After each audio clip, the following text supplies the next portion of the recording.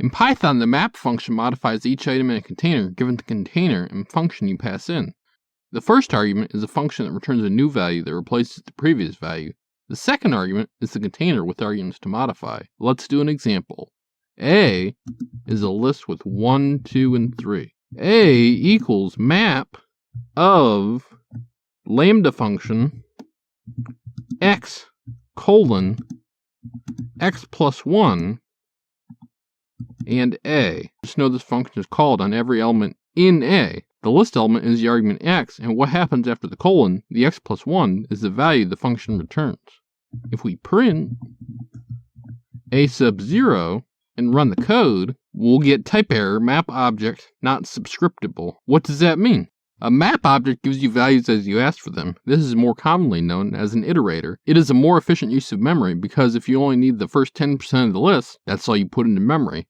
Let's go back and fix the example. List A holds 1, 2, and 3.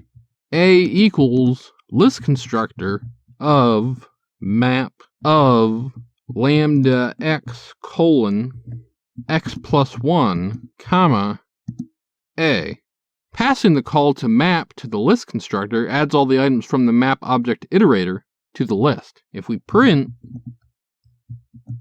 A sub 0 and run the code, we'll see 2. That is because if you take 1 and add 1 to it, you end up with 2. One last thing to cover. What's the difference between this and a list comprehension? On small to medium-sized lists, relatively nothing. It's just up to preference. At larger list sizes, like we covered briefly before, map is more memory efficient. In Python, the filter function filters an object given the two arguments you pass to it. The first argument is a Boolean function, where said function returns true if a condition is met, and false otherwise. Every element in your container is passed to this function. Also, filter discards the items from which this function returns false. The second argument is the container you want to filter. Let's do a simple example. List A equals a list with 1, 2, and 3. A equals filter of, our function will be a lambda function. I've done a video on lambda functions before that I'll link to down below.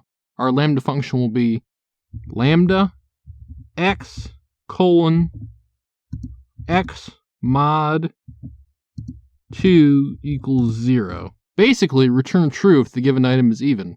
Our second argument to filter will be the list A. Last, we'll print A sub 0. If we run this code, we'll get a filter object not subscriptable error. What the heck does that mean? Basically, a filter object defaults to giving you values one by one as you ask for them. This avoids using a bunch of memory to return a whole container, where you might not even need all the items. Let's go back and fix the simple example. A equals a list with 1, 2, and 3. A equals list constructor of filter of lambda x colon x mod 2 equals 0 and A. Print A sub 0.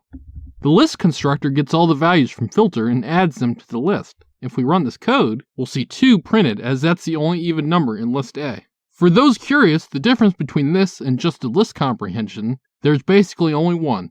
The type of object that filter returns, more commonly called an iterator, requires much less memory overhead than creating the full list in memory, like a list comprehension does. This has been Jakubication. Like and subscribe to learn more.